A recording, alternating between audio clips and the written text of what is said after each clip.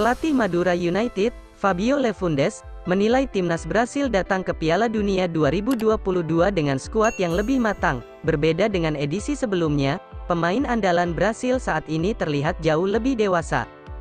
Vinicius Junior merupakan satu di antara pemain yang dimaksud. Ia menjadi bagian integral dari kesuksesan Real Madrid merebut gelar La Liga dan Liga Champions musim lalu. Tetapi tak hanya itu saja, pelatih timnas Brasil, Tite, juga membawa pemain senior macam Thiago Silva dan Dani Alves. Nama terakhir bahkan telah berusia 39 tahun saat tampil di Piala Dunia 2022.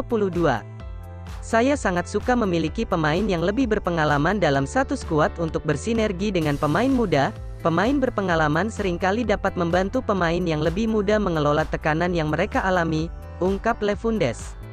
Pemain yang paling berpengalaman telah mengalami situasi yang berbeda-beda, jadi mereka bisa bertindak lebih alami pada saat-saat sulit seperti di Piala Dunia, imbuh pelatih berusia 50 tahun tersebut.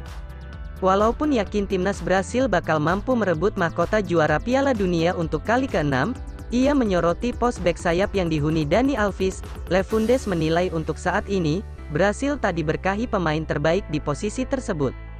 Titik lemahnya adalah sektor sayap. Timnas Brasil selalu memiliki bek sayap yang kuat dan berkualitas seperti Roberto Carlos, Cafu, Jorginho, dan Branco, jelasnya.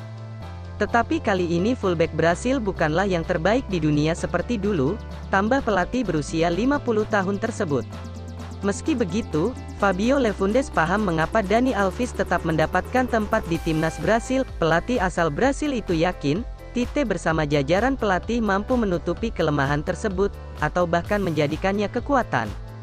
Kejutan terbesar adalah pemanggilan Dani Alves, tetapi, Brasil saat ini tidak diragukan lagi memiliki staf pelatih yang berkualitas dan kapasitas individu serta kolektif para pemainnya, paparnya. Saya yakin Tite tahu cara membuat alternatif taktik untuk mengimbangi kelemahan ini dan saya percaya itu akan menjadi perbedaan di Piala Dunia tahun ini, tegas mantan arsitek Jeonbuk Hyundai tersebut.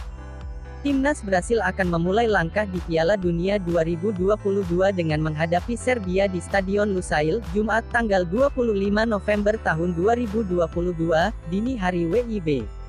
Selain tim Eropa Timur tersebut, mereka akan bertarung kontra Swiss tanggal 28 November tahun 2022, dan Kamerun, tanggal 3 Desember tahun 2022.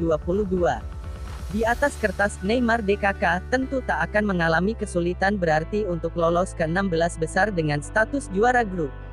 Tetapi pada babak selanjutnya, timnas Brasil bisa saja menghadapi final dini kontra Portugal ataupun Uruguay.